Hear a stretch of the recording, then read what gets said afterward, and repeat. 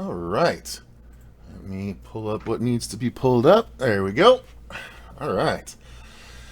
So it says we are live, so I am going to say hello and welcome everyone to the horror show. I'm Cecil Laird, and today I am joined for a special live stream by another fan filmmaker and another YouTuber by the name of James Grimm. Welcome, James. How are you today? Good. How's it going, man? Happy Sunday. Thank you. You as well. Happy Mother's Day. I don't Happy know Mother's. if you have need to celebrate that, but Not me personally. My mother and my fiance, but there you yes. go. There you go. Oh, let me turn the volume off on my phone here. Sure. But yeah, and I still gotta call my mom, but she's up Me as north well. in Flagstaff, so there you go.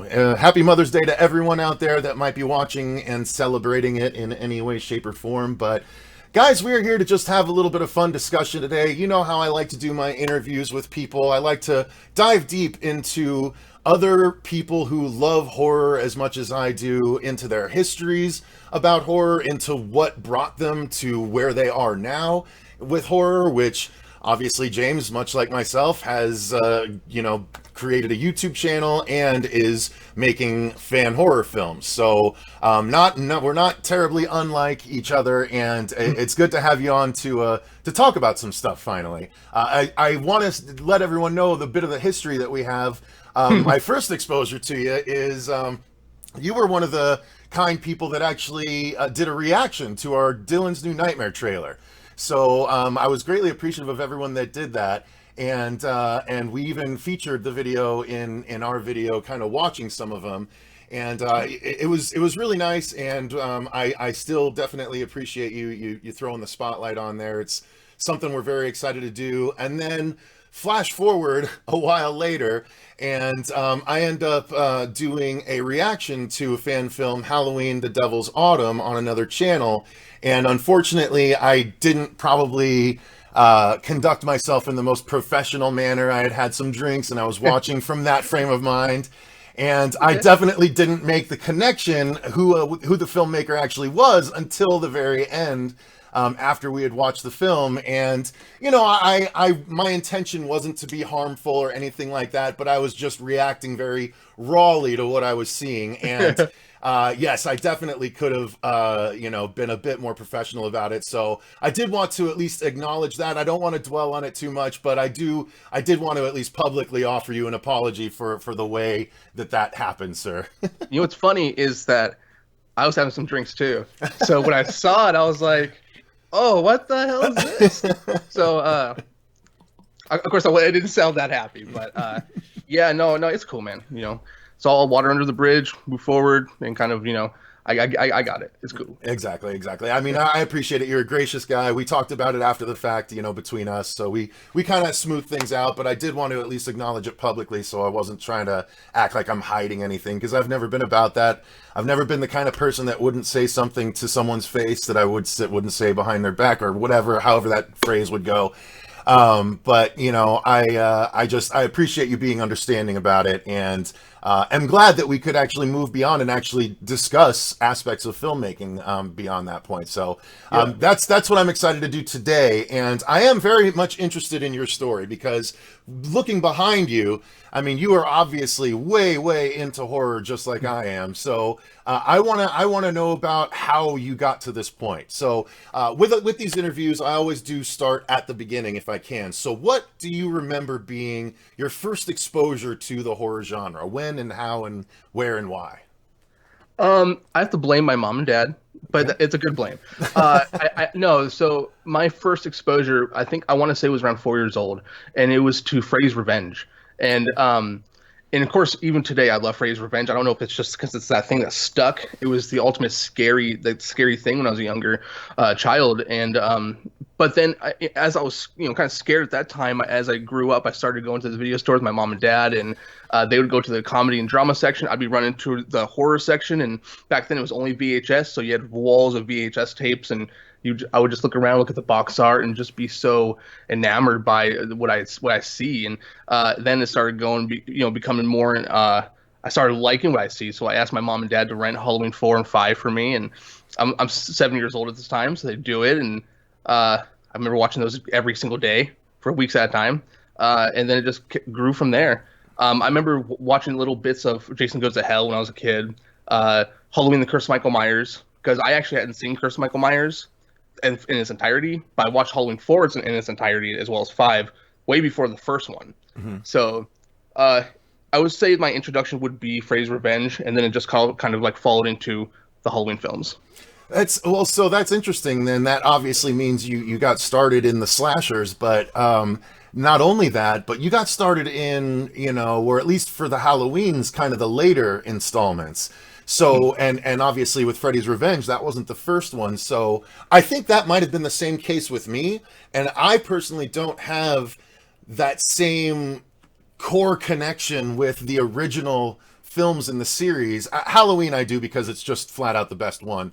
Nightmare 1, I don't necessarily have that. Nightmare 1 is not in my top 2, maybe not even my top 3 Freddy movies. So that it's kind of a weird thing, and I think that might be because I watched some of the later ones first. Do you find that you might have a similar thing, or do you still gravitate towards the first installments, even though obviously you must have watched those later? Halloween 1 being is my favorite Halloween film. Mm-hmm. These are the classic, and then the Nightmare on Elm Street Part 1 is my favorite Elm Street film, and then followed by Freddy's Revenge, and then Wes Craven's New Nightmare, and then Dream Warriors, and the rest I'm kind of just like, Okay. So how did the horror exposure evolve from there? Did you just go back and rent all the rest of the installments of those slashers, or did you start to branch out? How did it evolve throughout the years from that point? Yeah, I wanted to catch up. So as a child, I just wanted to catch up, and I'm watching part 4 of a film. Let's go back and watch the other 3. Let's go back and watch the other ones. So and then it became Friday the 13th, and in my opinion, and I love Friday the 13th. My favorite ones are 2 through 5.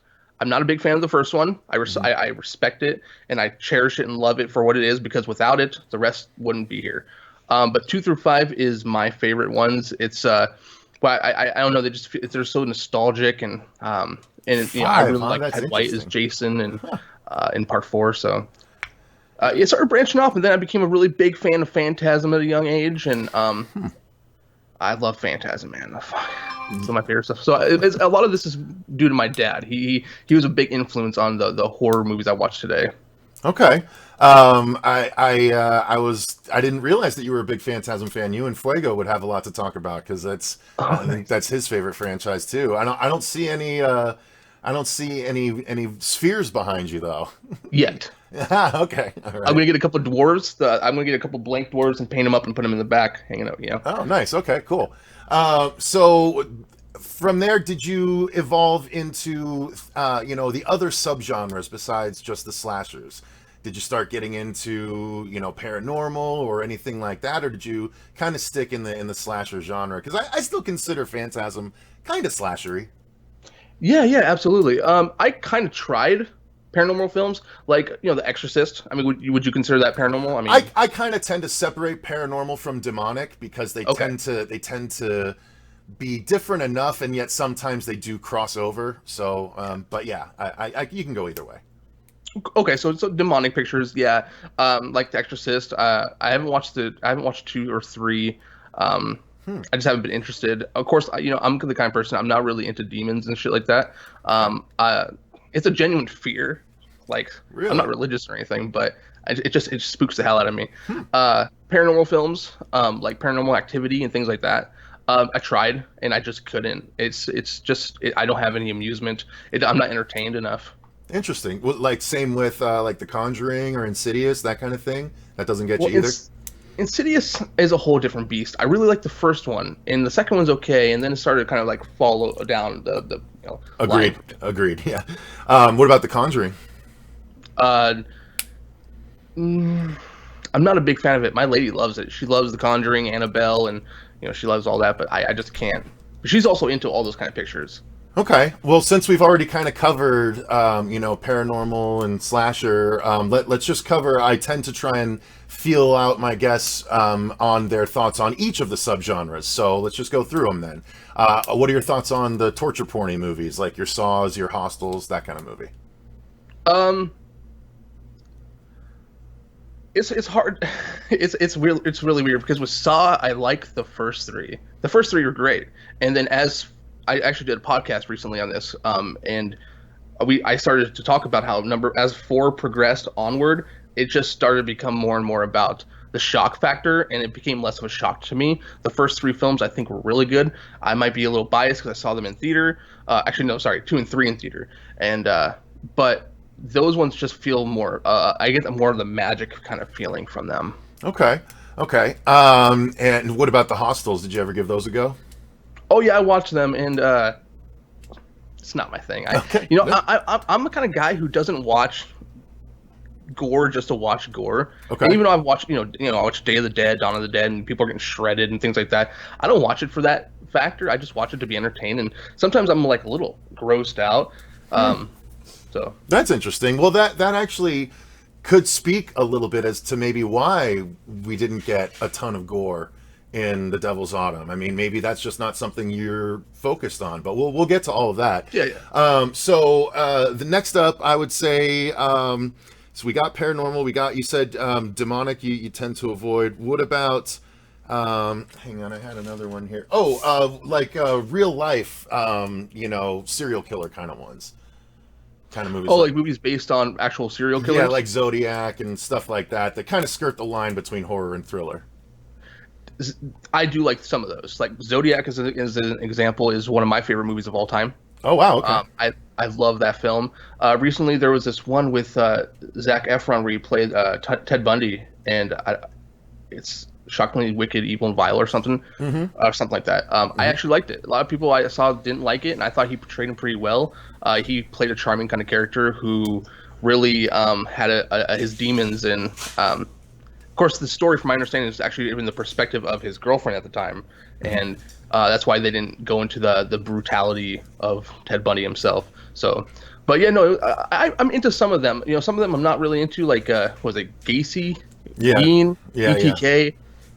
Yeah, it might be just budget, or maybe I don't know what it is. It doesn't really connect.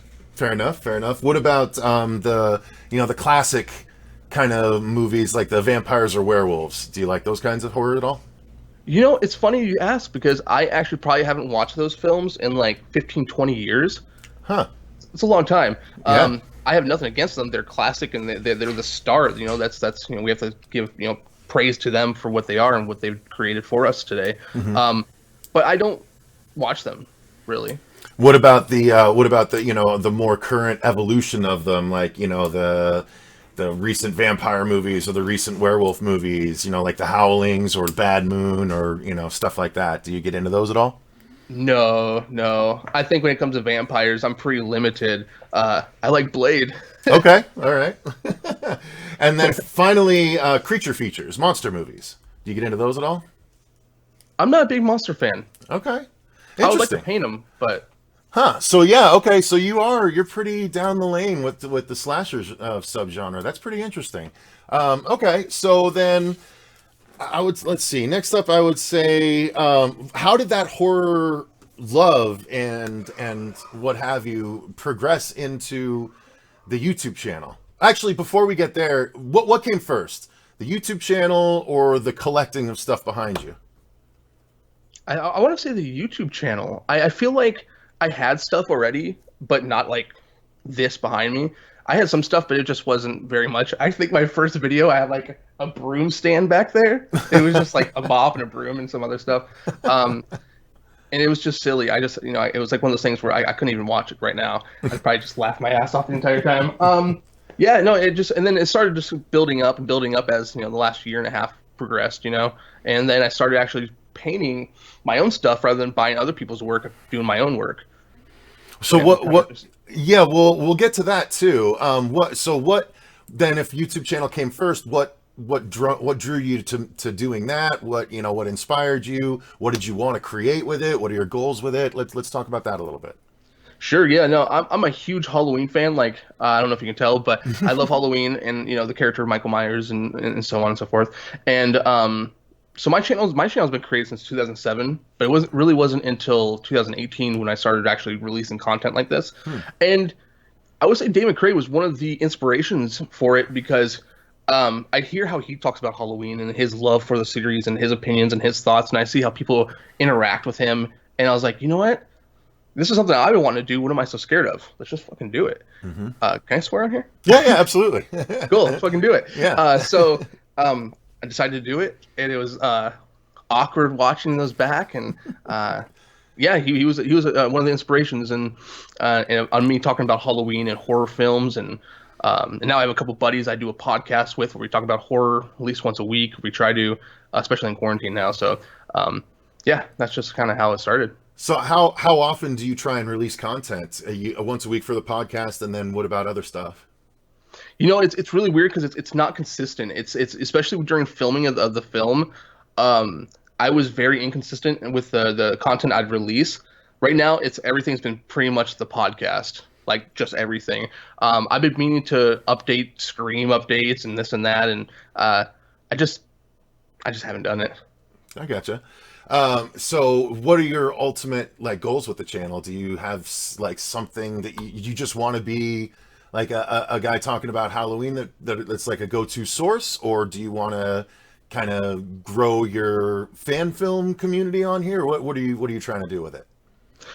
Yeah, I mean, it's kind of like I don't care where it goes. Like if you want to subscribe, cool. If you don't, cool. You know, no problem. I just want to get my voice out there, and if you want to listen to me speak and hear me speak for 15, 20 minutes, an hour, whatever it may be, then cool, you know, just get my voice out there, my opinions, my thoughts, and not even only Halloween, but horror films in general, maybe other films as well, Marvel films. I've discussed Marvel before briefly, Star Wars, DC, things like that. So it's not 100% horror, but it makes up a big portion of the channel. But getting fan films out there and just is essentially is a channel of just content of doing things that I love doing, and just that's about it. I don't try to take myself too seriously. I don't expect anyone to be watching me thinking this guy's trying to be too serious. Mm-hmm. Now, forgive me for not having gone through the entire back catalog, but have you done any videos showing your work, just to transition into your work on the masks and stuff like that? Have you ever done any videos like that? A couple. I've done a couple videos showing like progress work, start to finish, and not showing how I do it, but more just like images and little video here and there. I've only done it for a couple things. I've been meaning to do it, like the New Nightmare Freddy behind me. I've been meaning to do that one. It has a purple fedora on it for the time being. I've been meaning to show people, but I did one on my Terminator T800 I did, and I plan to do more. Yeah, I think a lot of people would be interested in that. I saw your progress pics for the part 5 Jason back there. So I was like, yeah, man, if he had a video kind of showing his progress on it, I'll bet it would do pretty darn well. So I hope you consider doing something like that. So what got you into doing that? I mean, and so what exactly do you do? Tell everyone, because we're kind of talking without explaining it. Sure. So what I do is I buy blanks, whether it's resin or latex, and it has no hair on it or anything else. This is just an example. This was used for the film. This is actually a mask I did not do, but we'll use it as an example. It would be a blank canvas, and then I'll paint it, hair it, whatever it is, and then I don't know how to really get into how I got into it. Really is more or less that when people are selling these things at $350 a pop, $400, and I'm just like, I got a family, got a kid, I can buy a blank for cheaper and try to learn. So I have a really good friend named Lonnie McCollum who's really taught me so many things, and he's an amazing artist. He's actually going to be the FX artist for my special boy coming up next year, I hope. Nice. He's taught me a lot of things about overtones, undertones, creating flesh tones, just all kinds of different things. And so he was a big inspiration on top of being a very helpful person. So to save myself money in the end, I just started painting blank resin pieces. And as an example, where's it at? There's Dr. Loomis. Oh, okay. That's blank. Nice.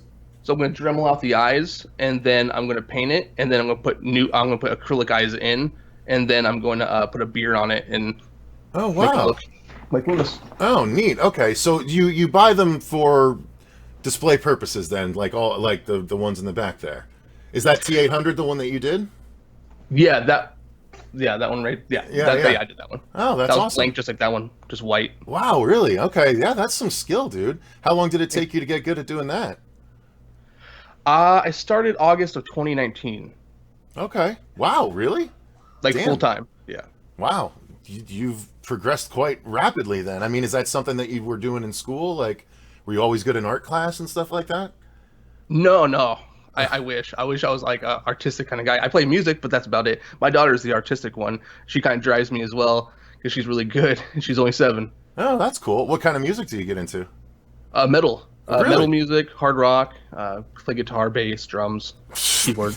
Damn, you and Fuego really should talk because he plays drums in a metal band. So, Oh, nice. yeah, it's called Chiron. They're doing the other song for the Dylan's New Nightmare soundtrack. Oh, cool. Yeah, so Oh, yeah. you guys would have a lot to discuss. That's awesome. So let's what got you then into deciding to do the fan film? So it was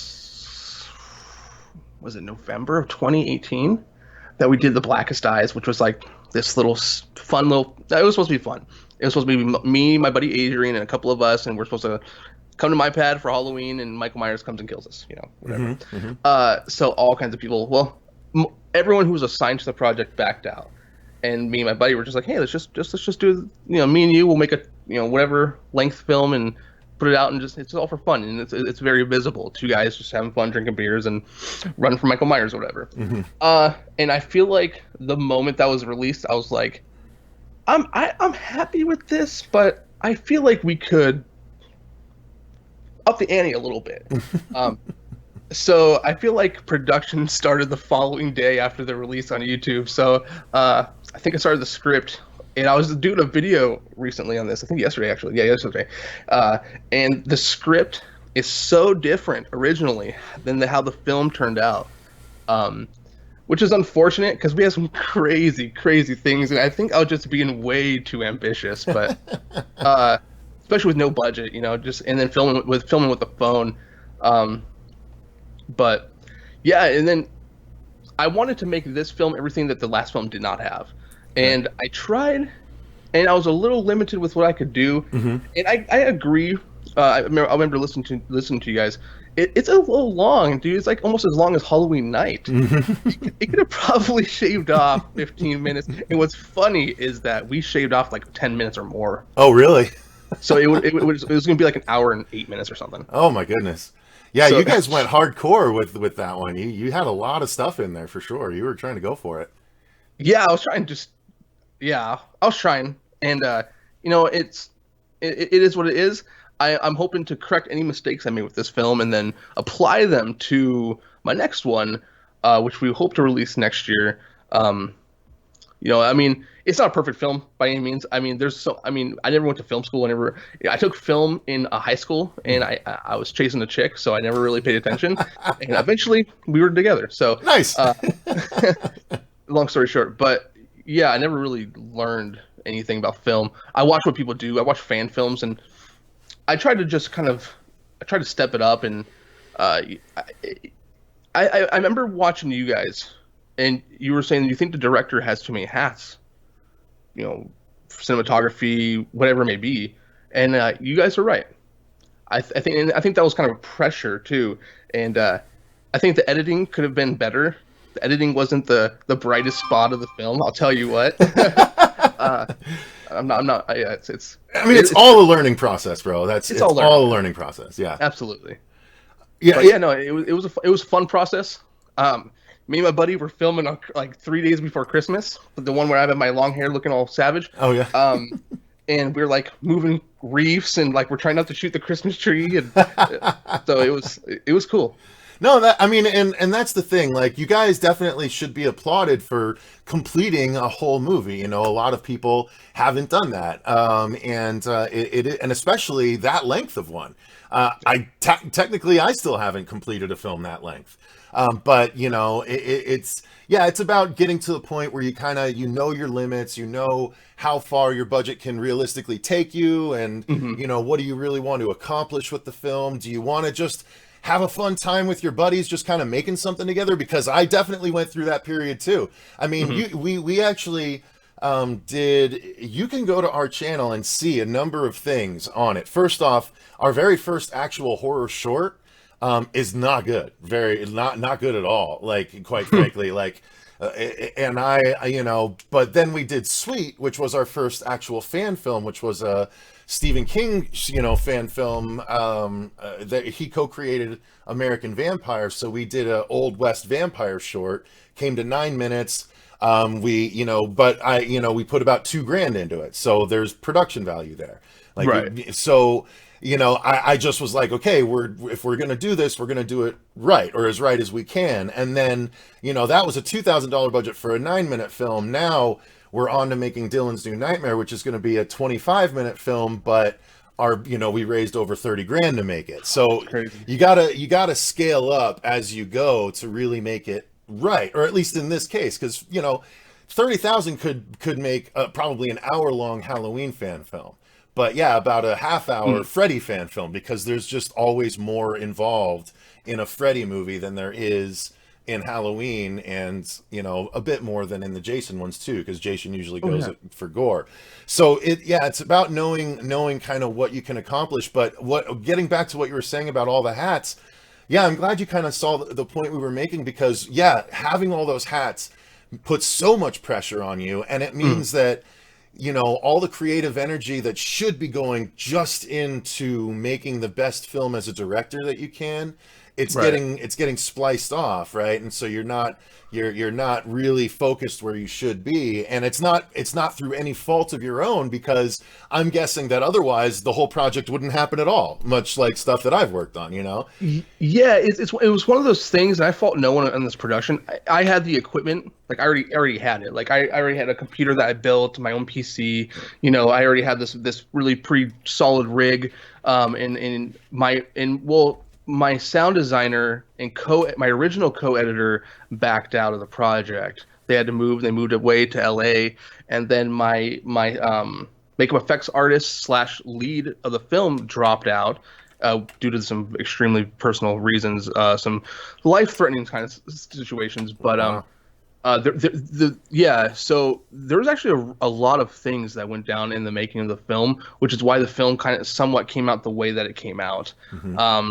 Yeah, that's understandable. That is understandable, and that's tough. You can't like put little footnotes, in the movie while people are watching it, like, hey, this was meant to be, you'd want to. So so I get it. Yeah. And it does make it a little bit unfair, because people don't know what actually went into all the stories. Like I'm imagining there was a bunch of stuff that you guys overcame just to be able to finish what you guys finished. So, you should be applauded for that as well, which maybe we didn't do as much as we should have. So, I'm glad that you are continuing on though with a new project, which let's dive into that a little bit. So, why don't you talk about what you want to do next, what you're planning on doing next?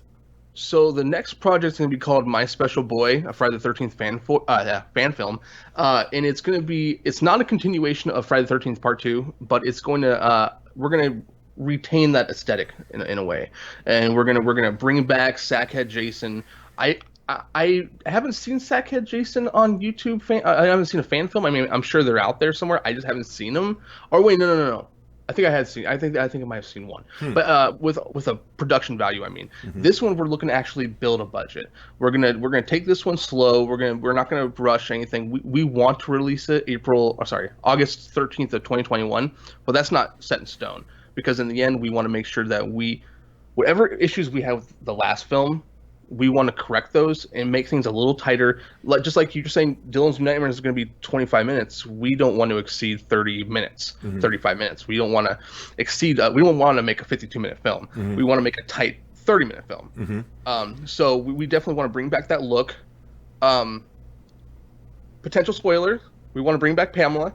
Okay, no, that's maybe cool. Her head. We don't know. Okay, awesome. Whet the appetite a little bit. So we have a lot of ideas. We're throwing around ideas. With Sackhead Jason, she'd be a little less deteriorated than we tend to see her in movies. So that could be kind of cool, actually. It'd be a bit of a fresher head because she's most recently killed when he's Sackhead Jason, right? So Exactly. So I'm gonna let my makeup effects artist, Lonnie McCullum, handle that. He's gonna be designing the under mask for Sackhead, and he's gonna be designing Pamela. And that's of course, dope. this is a spoiler specific to this channel now. So whoever watches it now knows. Only on here. Well, Exclusive. now we'll all be waiting with bated breath to see how it comes out. So that's awesome, though. You're whetting our appetites. I'm nervous. Oh no, it's okay. Look, again with your painting skills, and if you're getting a good special effects artist like you're saying, then I don't have any doubt that it could be really cool. So have you written the script for it already? I started the script. Yeah. I'm not very far into it. I know how I want it to open. Okay. And I know how. Well, I can't talk about it much. No, yeah. Well, I mean, you don't have to talk about the contents, but just how's it going? Is it coming along well? Yeah, it's begun, and it's we've gotten far enough where I'm liking what I'm reading. But of course, I need to shoot it to someone else who's maybe not a part of it eventually, who can be like, hey, you know what, you should fix this. Mm-hmm. Yeah, I gotcha.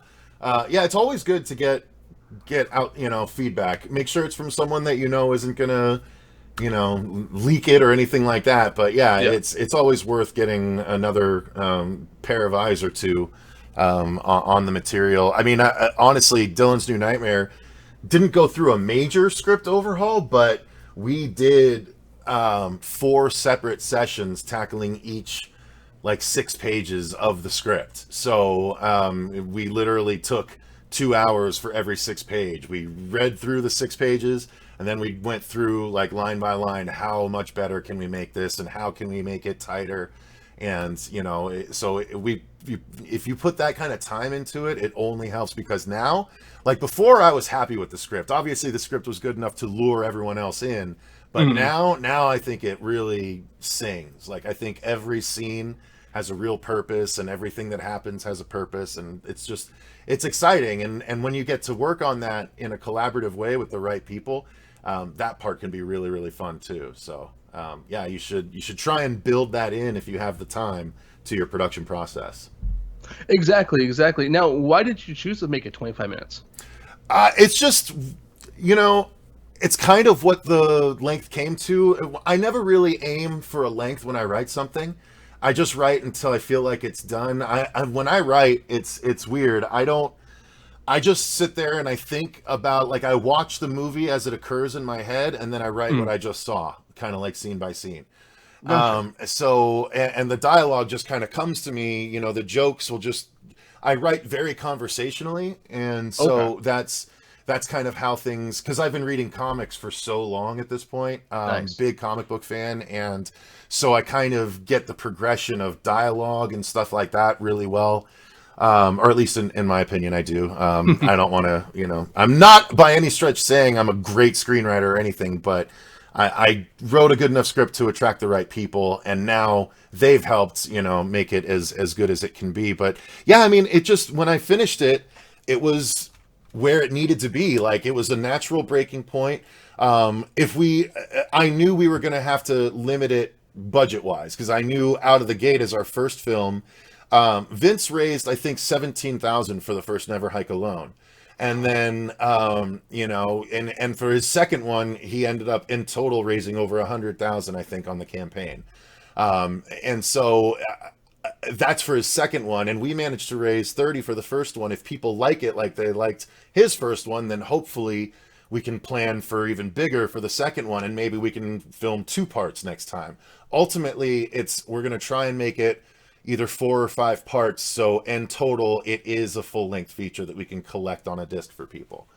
So it's a long-term plan, but it's all contingent on how well the first one does. If nobody likes it, then obviously it'll be tough to crowdfund the second one. But if everyone likes it, then we'll keep going. So do you plan on releasing this in 2021? We were planning to try and release it in 2020, but now that we won't be able to even film until probably, August or September, depending on the restrictions when they lift, because our plan right now is to, once the restrictions lift, we're going to aim for about 2 months after that to film. and then obviously we have the post-production process. So it'll be really close if we do get it done by 2020 at this point, but it's still the goal if we can. Right. So what about, so you said you're aiming for 2021's Friday the 13th, so that gives you guys some time, though. That gives you, a year and 3 months, right? About 15 months at this point? Oh yeah. We have more than enough time. The idea is to have the script finalized by August, and then start shooting November, December, or January, and then do that for a few months, worth, and then post production, and then release it in August.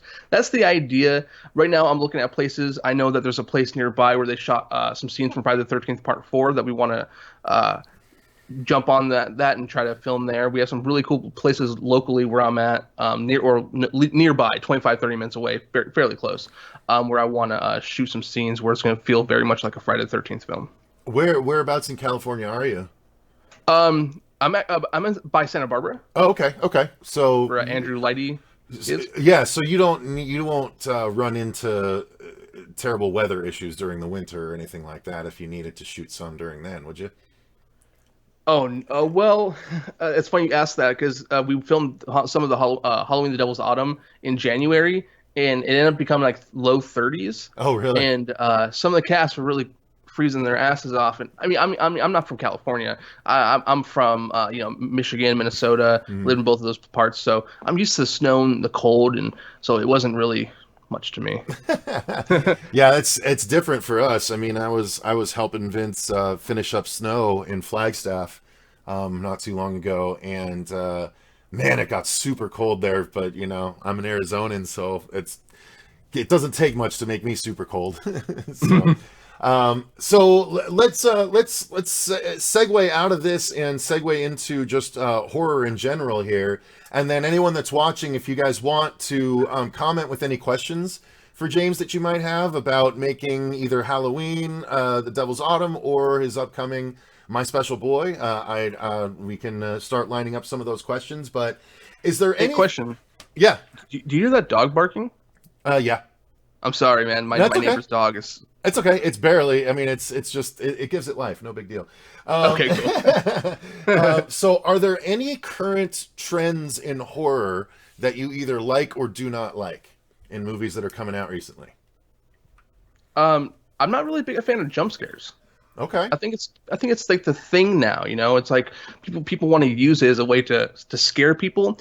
I think that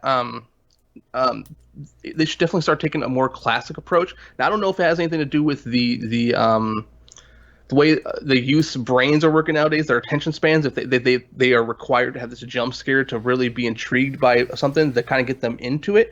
I really wish that some more filmmakers nowadays would, and this is something I myself should do.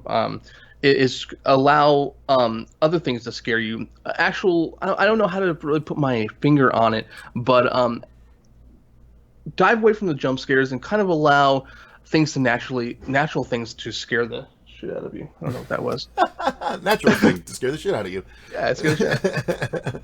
Okay, and then what about anything? What about the trend towards, the slower paced A24-esque horror movies? Do you like where that's headed at all, or do you not? Yeah, I have no problem with slower paced films. I like slower paced films. As long as they have a pace. I mean, pace is important. Mm-hmm. So, it can be slow, fast, but as long as things are smooth, I'm not really against it. I do like that kind of pacing for a film. One thing I do like, though, about actually, I wanted to touch up on remakes. People hate remakes. Yeah. And I always look at it as like... I know this is kind of just random, but I always look at remakes because this is kind of like a thing. Dude, remakes are everywhere. They have the Black Christmas remake. Is it a remake? Yeah. Well, technically, yeah. They're using the name. It's a different enough story that it didn't have to be, but yeah. Right. So they're using all the remake kind of thing, and people really don't like remakes. They prefer to keep what they have. But I'm okay with remakes. I'm a big fan of the Friday the 13th remake, the Halloween reimagining, I guess, if you will, because we always will have the originals. Those will never go away. Nothing will ever happen to those. We have options. I don't mind horror remakes. They can continue to make those as long as they want. So that's a trend now. And nowadays, a lot of remakes, not originality in Hollywood, but I'm not opposed to it. Yeah, no, I'm actually of the same opinion, the same exact opinion. The way I've said it is, the way a lot of people have said it is, they're not filming the remakes on the negatives of the old movies. The old movies are still out there; they're not going away, and at the very least, you're getting an opportunity to have another installment that you go back and want to rewatch over and over again. If it's bad, fine, don't watch it again. If it's good, hey, now you have another installment to rewatch over and over. Just like Halloween 2018, Some people were expecting that to be, it wasn't even a remake, it was more of a sequel, so it started to, push the trend a little bit in a different direction. But still, a lot of people were thinking it wasn't going to be great, but now everyone really likes it, or a lot of people ended up really liking it. So yeah, I have the same kind of feeling. So Exactly. now, if you could do your own version of any horror movie or horror character out there, or if you could remake any movie yourself, obviously, if given like a full budget for it, what would you choose to put your hands on? Oh wow. Definitely not a crossover. I'm not a fan of crossovers. Maybe a zombie, like Night of the Living Dead type of thing, Okay. I really like the remake Night of the Living Dead from, what was it? Was it 91? 90, I think. 90? Okay. So I really like that. I would want to make it a little bit more modernized and just feel maybe not, I don't know. That's a good one, man. That's a good question. It would have to be a zombie film. I don't know which particular one, but like a Night of the Living Dead kind of esque kind of film. Dawn of the Dead, Day of the Dead. So you'd go slow Romero zombies over fast, crazy zombies? A balance. I would want some fast, some slow, based on whether they have leg or horse. Obviously, I wouldn't. Sort of like The Walking Dead is a bad example, really, in my opinion. But maybe something like along those lines, where they're fast, but they're not like running at you. There's a movie, I can't remember what, and it sounds like this might be a good balance for you. Is there's a movie, or God, I've read a ton of zombie comics, so maybe it was a comic where basically they said that when someone first dies, they're fast as a zombie, because necrosis hasn't really set in that much. But the longer they're dead, the more they decay, then they slow down and become Romero zombies. You know what I mean? I was like, that kind of makes sense. So I'm surprised more people haven't done it that way. But I dig on that idea myself. Kind of like Dawn of the Dead remake, where there were some running at first, and then like they started progressively. Some of them started slowing down. Mm-hmm, yeah, I think so. Yeah, and then also weather would be a factor, right? So the colder it gets, the slower they'd be too, because their bodies just wouldn't move as well. So that always would make sense too. But okay, so a zombie movie, that's interesting. Yeah. So have you ever played 7 Days to Die? No, I haven't. I've It's heard a zombie about it. film. So you build up, in every 7 days a horde of zombie comes when there's a blood moon and everything. It would be cool to adapt that into a film, but not have to rely on any of the game kind of aspects, other than the finale of the film is essentially probably be like the blood moon, then that's when they all start running. Yeah. Which kind of brings in a supernatural element to it as well. That'd be really cool, actually, because like you'd have to take it from the perspective of probably the newcomer in the community, and they'd have that, like the 7 days would be your movie, like day 1, day 2, and like in the middle days they have to go out to get supplies in order to build up for the big attack, but they could still run into zombies on a smaller scale on those supply runs on those days because they're not at their area. And then the big third act could be the blood moon. That'd be really cool, actually. I dig on that idea. Yeah, dude. Totally. Nice. Okay. And then what about you? Obviously, with where we are now with the whole COVID situation, what do you think? What are your thoughts on the whole theatrical release versus VOD release, and the idea of horror movies perhaps being released both in theater and VOD same day? What do you think of all that? I'm not opposed to it. I like it, to be honest. Me, I'm not a theater guy to begin with. You know, I have a bad habit of maybe drinking too much soda, eating too much popcorn, but drinking too much soda, and then I have to go to the bathroom, and I miss out on really important things of the film. I think with VOD, it's great. You know, you can have whatever snacks you have at your home. You have your family there. If you have to use the restroom, you can pause it. You know, it's just much more to your leisure, and I really prefer that, in my opinion. I hate when a movie comes out the theater and then you have to wait 5 months or whatever to watch it on a home video, because I'm a physical copy kind of dude. I like to have it not digital. So then you have to wait the 2 additional weeks or whatever, or the week, whatever it is. I would like it being released simultaneously, or however they plan to do it. Yeah, no, and I'm this. We have a lot of similarities. I'm the same way with the physical media because, like, look, Netflix is never going to take any movies off of my DVD shelf. You know what I mean? They're never going to take anything down. So, yeah, no, I'm the same way with that. So, it's interesting. Okay, so I still think there's something to be said. I think if there's gonna be VOD, yeah, I think there should definitely be a period of time that there's both. I would be frustrated if some studios were just like, oh, it's just not worth paying the theaters to put it into the theater anymore. You know, we're making good money on VOD, so let's just start filtering them directly to VOD. I wouldn't want that to happen. Right. But as long as they're available both ways, because I'm a theater guy, but I only go to the theater for my horror movies and my big budget action movies. I don't go for comedies. I don't go for dramas. It's like that is not changed by the theatrical experience, in my opinion. You know what I mean? Maybe comedies because of the crowd laughing, making me laugh, you know, but outside of that, I mean, even at that point, then it's like, how much of the movie is making me laugh versus the crowd? I mean, is the movie really that good if it's not making me laugh, but the crowd is? So, it's one of those things when you watch a movie in the theater and you have a great experience. The crowd's great. Then you think the movie's funny because everyone else is laughing, and you kind of follow. You know, it just kind of clicks, and then you buy it and you watch it, and you're like, this movie's not that good. Yeah, there it is. Oh my God, there is okay, geez. I was like, there's been I haven't seen any chat, but it didn't refresh, but there it is. There's some people here. Sky, Oliviax, sorry, Olive.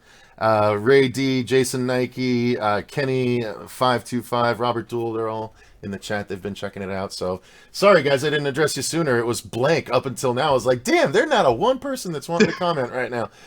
They're just so enwrapped by our conversation. So okay, now the horror collecting stuff. You said you were collecting stuff a little bit before the YouTube channel start. Like, how did that begin, and what was your first couple pieces that you can remember? Well, collecting for me began when I was younger. I used to collect sports cards, NBA NFL cards and stuff. And and as I started growing up, it started becoming like action figures. I used to have the Movie Maniacs, or actually, I still have them somewhere. The Movie Maniacs, Freddy, the Michael Myers. I have the Chucky one behind me. It's just down there. It's not posted up yet.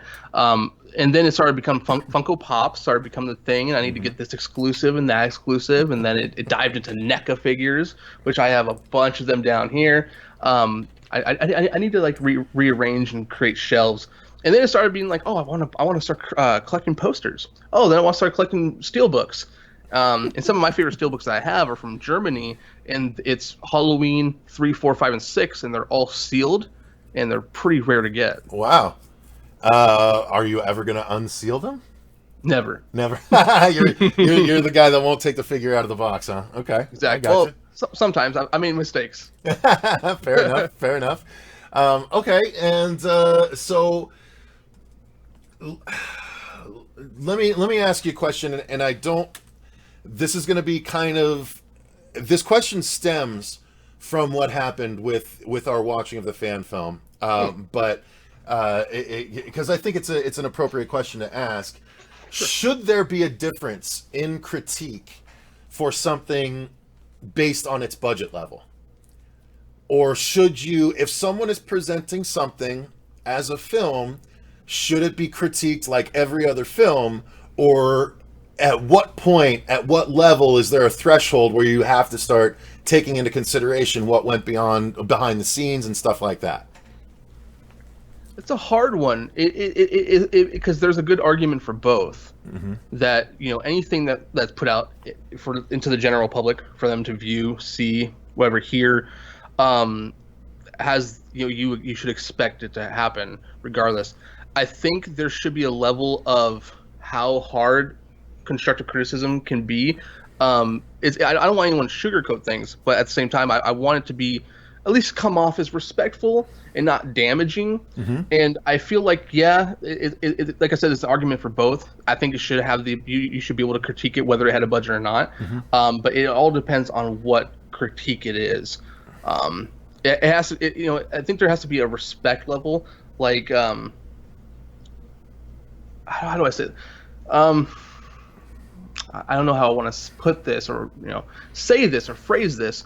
I think the words that people use can be the most damaging, and especially when you're so connected to that specific project, it's things can be hurtful and they can come off a certain way. At the same time, people like myself, I have a YouTube channel where I talk about movies, and as a perfect example, Halloween Resurrection. I don't like the film. That had a budget. I absolutely just shit on that film every chance I get, and I like Rick Rosenthal, So it's really hard, man. It depends. Like, I think if people know your story and know the obstacles you overcame to make what you made, I think there should be a line. All right, so this movie was this, but good job for trying. There were some comments on my video. Let's dive into this a little bit. There were some comments where people were attacking people specifically, their physical traits, the color of their skin, things like that. Where that's not criticism, that's just ignorance. Yeah, bigotry, and things racism. Like that, I filter out. Yeah, no, that makes 100% sense. Yeah, that kind of shit. There's no place for that kind of shit in any way, shape, or form. I can agree with you, with what you're saying. I think that, that stuff should be taken into account. I think what might be a good thing to do then is for the people that have lesser budgets or the smaller creators, I don't think it's such a bad idea to put, in the description box maybe, hey, we made this for a certain, it was less than this budget, we did it for this, or, just a little bit of context for people. I don't know, because films that are released on VOD don't get that, right? You have to have a certain level of budget. The VOD platforms won't even accept you if you're not of a certain level, so they don't have to have that. But I think it might be beneficial, and I'm speaking for myself as well as you, and as well as every other smaller filmmaker out there, that it might be worth doing. Like, I don't know if I did that for our first film. I might. I think I did do it for Sweet, though. I think I did say this was made for a budget of a little under 2,000, but I think that might go a distance for people that are watching stuff and reacting to stuff, especially on YouTube, because if it's on YouTube, you can generally react to it without much issue. I think that might go, because I might start doing that myself as well, because I don't know. I was just trying to think of it from all angles after everything went down. It's like, I do agree with you. I think every film should be able to be viewed and critiqued as every other film, but there are some circumstances where certain things need to be taken into account. So it's a weird place to be, but yeah, I don't know. I wanted to ask you because it was something that I was obviously thinking about after the fact. So. Oh yeah, it's okay. So I released the film, and then I saw that video that I think it was the following night, and like I said, I was already having a couple beers. I was pretty happy prior to that point, but so I listened to it all, and at that moment it struck me as pretty harsh. But looking back at it, while I still feel it was harsh, I don't feel the same sort of like, I had animosity at that point. I'm gonna be very honest. I don't have that today, or even yesterday, or for a while. I put myself out there. I should have expected people to give harsh, in my opinion, harsh criticism. My opinion. No, I get it. But I should have been prepared mentally for that. Well, that's the weird thing. Like, I've now, at this point, after being on YouTube for so long, actively, right? Because we've been active since 2014. I've grown a bit.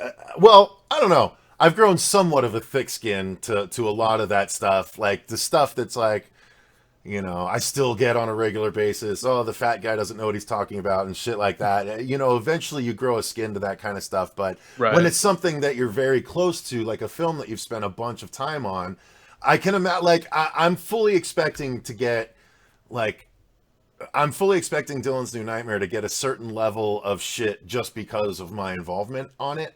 And like I am thinking I'll be able to take that fine because I feel like I'll be able to weed that out, but who knows, I'm sure there'll be people reacting to it out there that are like, oh, this is a mistake and this is a mistake, or maybe not. I don't know, but at this point, having been on YouTube for so long, I just have to kind of accept it and expect it. But yeah, it's depending on how it's done can really determine how I take it too. So I fully understand that part of it. But right, yeah. So it's one of those things where you can't please everyone. Like you just can't please everyone. You'll always please someone, but there's still going to be a group of individuals that there's some that want that just want to give you their opinion. There's some that want to see you burn. There's some that want to say, hey, I support you. It wasn't the greatest. There's some people that actually do support it. So there's multiple different little groups of people around. Yeah, exactly.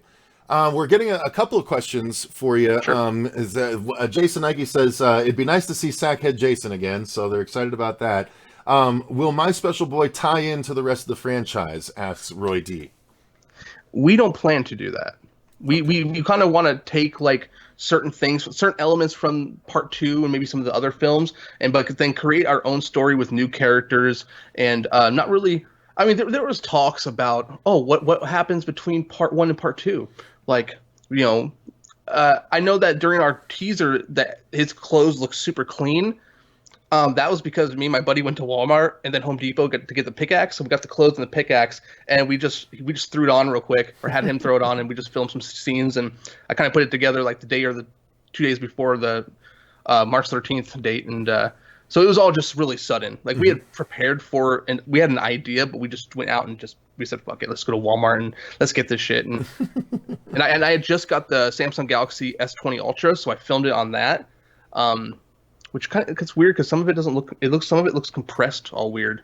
But yeah, that's the other thing. The autofocus feature on what you shot. Yeah, you gotta dial that in a little bit. But dude, I don't even know how to. I use an app called Filmmaker and some other fucking app, and you can't just record directly to the phone. Does it not have the storage to do that? Oh, I could do that, yeah. But with the I use Moment Pro camera. There's a way to change it to like 24 frames per second and things like that. Interesting. Okay. Yeah, I've never filmed with a phone, so I don't know what issues I would run into. I imagine those are frustrating. That's not fun. And I have a DSLR camera too. I have a Nikon D5300 or something, and I didn't use it because I just don't know how to use it. Well, the DSLRs can be a pain because they'll shut off after a half hour of filming, because they overheat really quickly. Let's see. Max Raid appropriately asks, what do you plan to shoot My Special Boy on? That's a great question, and it's funny you ask. So currently I'm in talks with a couple people who've been a part of other fan films that have one has received a lot of praise, and one of them is in preparations to release soon.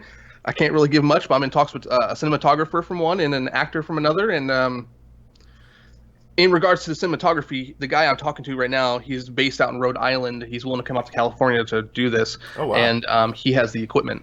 So he has a Sony A something or another. I don't know models really well, but he has a pretty nice setup, and so we'll be using that if everything works out. Nice, cool. Not set in stone yet.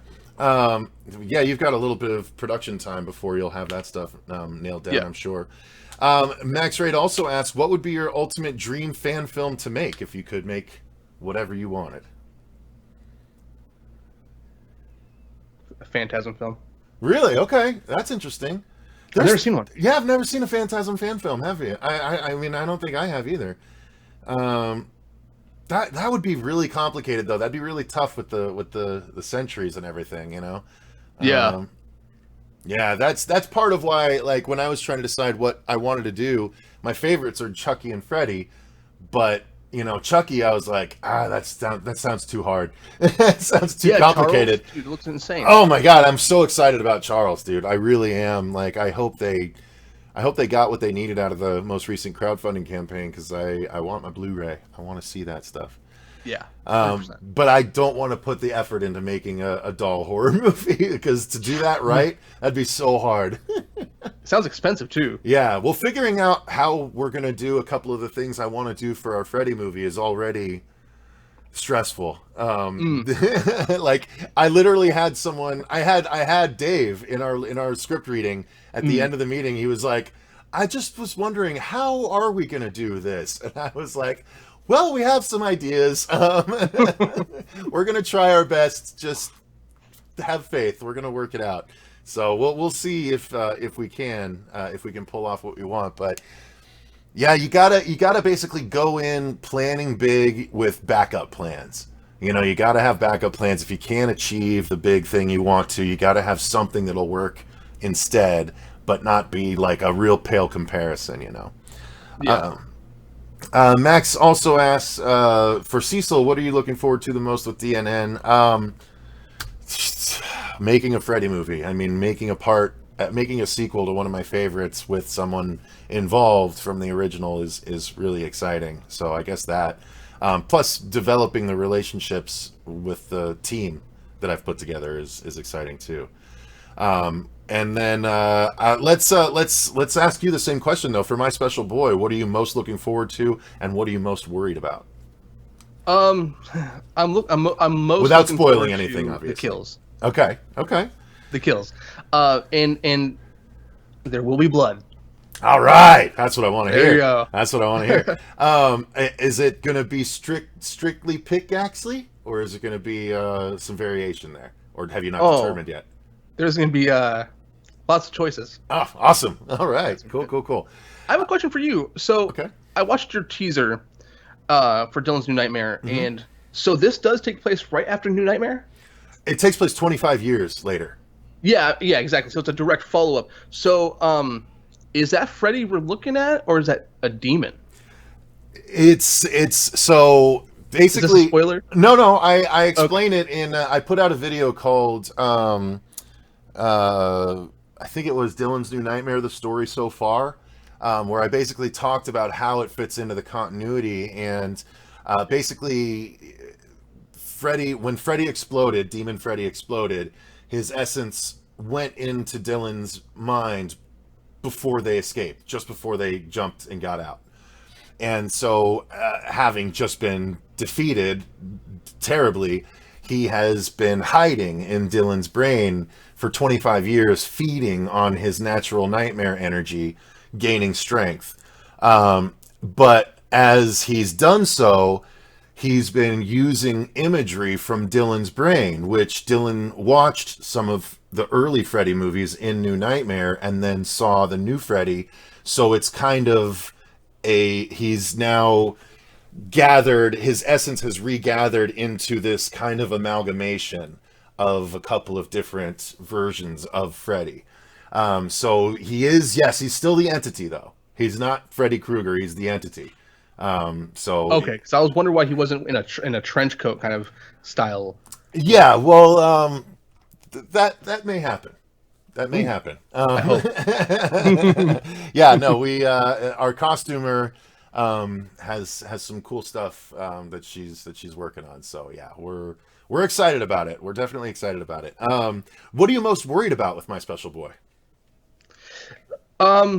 My vision doesn't come to fruition. No, I'm really worried that that plans that I have are not going to really come through, and I'm going to have to try to film on a phone again. That's not my goal. I want to just up the ante. I want to try something new. I want real equipment this time, and then try and get an Indiegogo campaign going.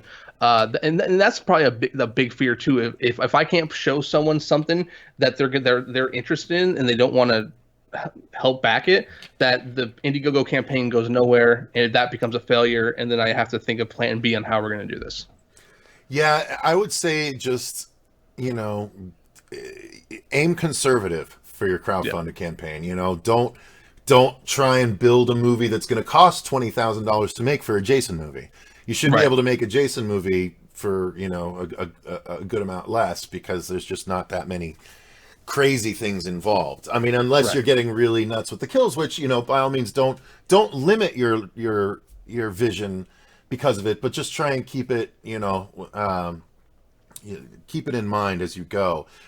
Jason Nike says, I commend you, man. I have an idea for Friday the 13th that would take place after 2, ignoring 3, and I like the idea, but fleshing things out is difficult. So yeah, you're going to be farther along than a lot of people have, and obviously you are, having done The Devil's Autumn. So it is commendable what you're doing. So now, as far as the let's see, I can't wait to see Davis Freddy. I have this feeling he's going to kill it. Yeah, well, that's what we're hoping. So are you planning for the score? Are you planning to use previous scores, or are you planning to try and get some original work done? I would like to do a mixture of both. I would like to. Well, that's how it was originally supposed to be on The Devil's Autumn. But then by the time I just ran out of time, and I guess the drive to start scoring my own. I could score my stuff, but it's a very time consuming process. I definitely, for this film, I wouldn't even know how to get Harry Manfredini's kind of like style. Oh yeah. You know, kind of like it's going to be a goal to definitely to split the score, my own versus, you know, theirs. I mean, the rights are still open, so I think I can still use it legally, right? Well, look, you can't monetize any fan film. Yeah. So it doesn't really matter what music you do, because you can't monetize it anyway. Exactly. And I don't monetize fan films. But yeah, so let's see. Max asks, is My Special Boy the beginning of a series, or is it its own thing? It's really early to determine. Thanks for the good question. If it's successful, and you know, everyone measures success differently. You know, I mean, you look at Halloween Night; they have 200,000 views in 2 months. Halloween: The Devil's Autumn in a month and a half has 16,000 views.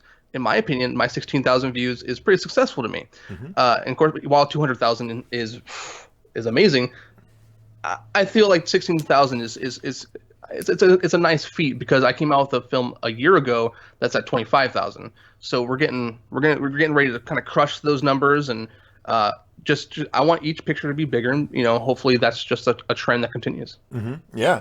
When you use those properties, it definitely helps. I mean, our teaser's at like 17,000, so it's not. I was hoping for more, but look, you take what you can get, you know, and that's not a number to sneeze at. You know what I mean? I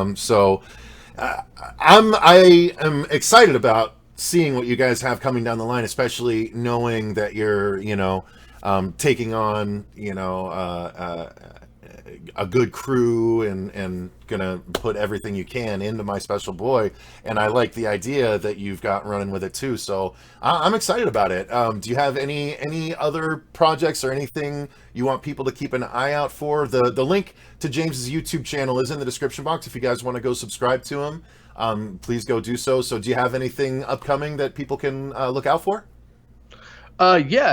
Before I get into those, you were saying that it only has 17,000 views. You wish it had more, but I think the number you should be looking at is the 30,000.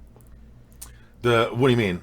$30,000? Oh, that's true. That's a good point. Yeah, that's a good point. I was like, well, that's a much better number, Ben. we're at that about for subscribership too. So it's 30,000 seems to be our key number right now. There you go. Yeah, so, no, we're excited about that. That's for sure. Hell yeah, man. No, so we're looking to come out with a Saw fan film, a very short fan film. I want to keep it very short, 10 minutes, something that's straight to the point. You know, with the delay of Spiral being on a whole like another year, we decided like, hey, let's push out. Push out sounds like we just want to throw something together and kind of put it out there. We want to try to create a Saw fan film in the time being, maybe over the summer, which would be in between the development of My Special Boy, which would be with different crews, of course. So that's the idea. We're looking at locations right now. I know that there's this really nice well, nice. It's an abandoned like school, about 25 miles down the road, and we're looking to try to film something there. It's an idea, nothing set in stone, and then we're looking at doing a Scream fan film. What I'm really most excited though is my original idea that I wanted to start shooting in 2021, but might get pushed to 2022 maybe, and it's called Internal, and it's about a guy who finds himself internally struggling with his inner demons, and it's about a crew that are film students, and they want to make a film, and they're going in Craigslist ads and things like this to find someone, and they find the guy, they interview him for the role, and they're like, oh dude, this guy is the perfect guy, he's sweet, charming, good looking fella, says all the right things, but what they don't know is they just hired this this serial killer. He hasn't killed a bunch of people at this point, but eventually you start to see more things where he has his victims tied up into his room, and they're chained to the wall, or they're chained to the door, or they're chained to the ground, and eventually he flips the switch on them, and it becomes a hunt that he starts hunting the film crew while they're doing a night shoot. Oh, okay. Well, that sounds cool. Yeah, I think that'd be a fun one too. Yeah. So, guys, keep an eye out on it. We've been going for almost an hour and a half now, so I think it's a good enough time to call it here. James, thank you very much for taking the time to chat with me today. It was a good time. So hopefully we can chat again in the future. But I appreciate it, man. Thank you. Yeah, thanks for having me. Thanks, guys, for interacting, and check out the channel, youtube.com/The Real James Grimm. Indeed. So thank you very much, and until next time, guys, remember, stay scared. Peace.